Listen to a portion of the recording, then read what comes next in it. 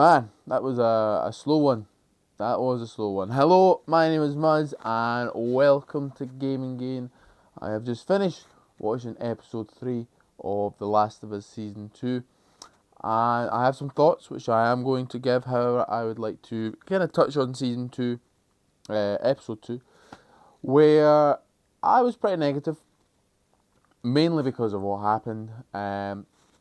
I do think the episode has some good elements, definitely. The action and the attack on Jackson, in hindsight, was uh, fantastic. I really thought that they captured the kind of ferocity and the frantic nature of the battle. They made the infected look strong while at the same time making it believable enough that the Jackson could survive such an attack like that. So I thought they really done a fantastic job. I just overshadowed by spoiler, Joel dying. But if you're on episode 3, then why are you watching this? Or if you're not on episode 3 and you don't know, you shouldn't be watching this. Also, I put out a short and I realised that yeah, I spoil it very early on in the short, and I forgot that they can just automatically like appear. So apologies to anyone who got that spoiled. I'm gonna definitely make changes with that going forward.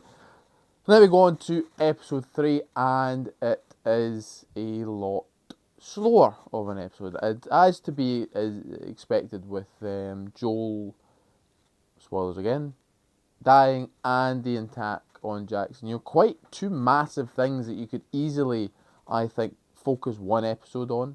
You could have broken that down into 2 episodes, and I think it would have been very effective. But we're dealing with a lot of the fallout of the attack and Joel dying. So we get the first scene is Tommy kind of going to his brother and yeah, dealing with the fact that he lost him. And I want to say shout out to the casting, because I really I've noticed it a lot this season that Tommy and Pedro Pascal, I don't know the actor's name, but Joel and Tommy really look like brothers. Like the actual actor actually does look like he is a family member of Pedro Pascal. Maybe he is, I don't know, but that's just I will look so stupid if that is actually a family member of Pedro Pascal. Anyway, so we cut to like 3 months later. The town's kind of rebuilding itself. Ellie's been in the hospital after the attack. I'm going to be negative again. I'm trying to be positive on this channel. Bella Ramsey's not doing it. She's not doing it for me now as Ellie, and I think it's the way she's being written now. Okay, so she's just had her mentor, her father figure, maybe not just, but she's obviously been dealing with it. But the tone, I don't know, it just seems like she doesn't really seem that bothered. And I know she's putting up a front, like absolutely putting up a front, but there's just no anger there. I think Bella Ramsey is a very good actress. Like a very good actress, and they are doing, I think, fine with the work. But I think it's just the way Ellie is. Like, she's still coming across as that kind of. I think in the first season, Bella Ramsey done fantastic. Like, I thought that they really took on the kind of the childlike, the immaturities of Ellie, but also the maturity at that stage of her life. Like, she was still young, but now that she's older, I'd like to see that move on, and especially with Joel dying, like, we've not really seen a shift in her mood. She still seems like the same kid that was in the first season. So again, potentially not on Bella Ramsey, because obviously she's portraying it how the director or how the writers are wanting Ellie to be portrayed. But I just kept thinking, like, every, like, I think the one scene that she did get me with her acting was and it was when she was in the house with just nobody in it, and she saw the jacket. That actually got me a wee bit. I was like, oh, the acting there was really strong. But yeah, I don't know. It's not working for me with the portrayal of Ellie at this point. Some point we're going to see it. We're going to have to see a shift. I want it sooner rather than later. So basically, they have a big town hall meeting. That's the next kind of big thing. They all kind of talk about. They try to make a bit of humour into it, but it doesn't really land. They get a guy talking about corn, and I'm like, And then Ellie gets up, does a motivational speech. It didn't really hit. I'm not gonna lie. I think the delivery of it was quite flat, and it didn't really get me. But ultimately, the council decides not to. And I'm sure in the story, and I really should have played the Last of Us Part 2 before I watched this, but I'm sure Tommy's the one who goes off first. I'm sure that's the case. And I like that better, because Tommy, who's seemed to be this kind of polar opposite when it comes to Joel in terms of his morality and his thinking, goes off and does something that Joel would do, and I like that.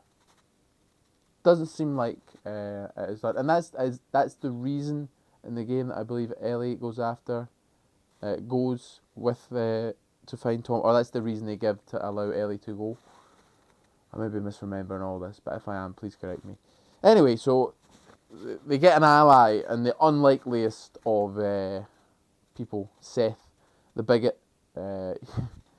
He's all of a sudden a big fan of Ellie because he actually gives the more rousing speech, albeit it definitely comes from a place of hatred, which we're starting to see the themes of The Last of Us Part 2. You know, you've got a guy in there talking about forgiveness, and then you got a guy talking about there being vengeance. So we're starting to eat that in. We see the Seraphites. That's believed what the cult of Seattle is. The Seraphites, I'm sure. Bald head, and we see them walking through the forest. Later on, they come back into play. Ellie and Dina head off on their big adventure. I say big adventure. That's what it feels like. It genuinely feels like they're going on an adventure. It feels they're portraying it as if it's exciting, and not they're going to brutally murder people. The tone is just a bit. It's not more than a bit off. Actually, it's very off. I think in this episode when it comes to that sort of stuff. They do like I really like the actress who's playing Dina. I think she's coming across really well. I think she's portraying Dina in a really enjoyable way. But this is why I want to see more. I would have loved to have seen more of before Joel dying, so we could build up these characters and then have them like be a bit moodier once Joel dies. But they are building the relationship well with Ellie and Dina. That is a good positive from the episode. Like you can see, they're flirting a little bit. They're having good conversations. So ultimately, they reach Seattle. They find the Seraphites you saw in the first. They've clearly been killed by the WLF, who are the major military presence in Seattle. And the big ending is we see them all marching through the streets, and there is a lot of them, and they're armed to the teeth. So, also there's a lot of therapists in this episode, which is not a bad thing because she is a good actress. But I don't know. Oh, man, I'm not saying I could have done a better job, but I just wish they had done it differently. I really do. I wish they had done it differently. Because the weakest part of The Last of Us 2 is the story. Like, some people like it, and that's fair, but I just don't. I believe it's the weakest part. And we are not seeing enough deviation for me for it to be enjoyable. Yeah. that's my thoughts. Like I genuinely, of course, it's a well-made show. It's well shot. There is some beautiful scenes in it, like when she goes to the grave to talk to, not talk to Joel, but so what did she? She puts coffee on it, coffee beans. It looks like coffee beans. Was it seeds? I don't know. Did Joel, was there a running gag through the last episode that Joel liked coffee? Maybe I missed that.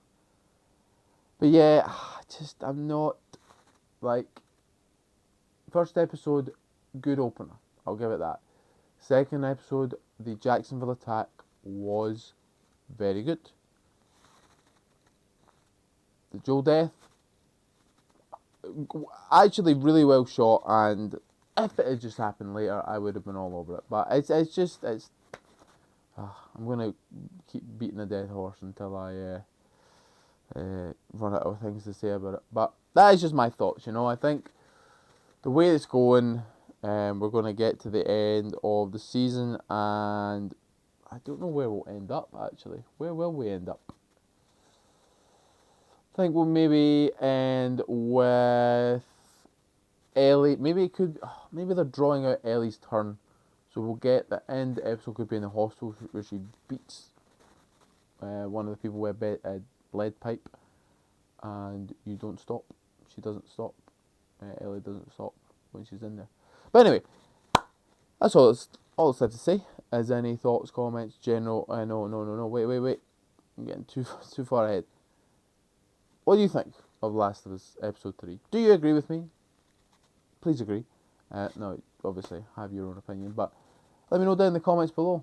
Like, subscribe, do all that good stuff. With all that being said, all it's had to say. Any thoughts, comments, general hostile remarks, leave them below. Thank you very much. Bye bye.